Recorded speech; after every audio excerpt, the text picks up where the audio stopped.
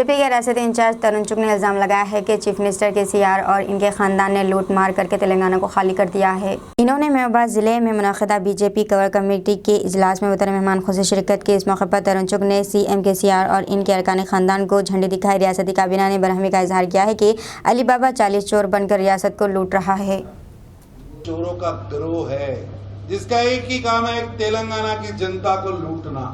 अब दिल्ली में भी जाके लूटा जा रहा है, पंजाब में भी लूटने की योजना बनाई है। तेलंगाना की जनता केसीआर परिवार के भ्रष्टाचार से, केसीआर परिवार के लूट तंत्र से बहुत दुखी है। तेलंगाना की जनता ये समझ चुकी है और फैसला कर चुकी है कि केसीआर साहब को अब जाना है।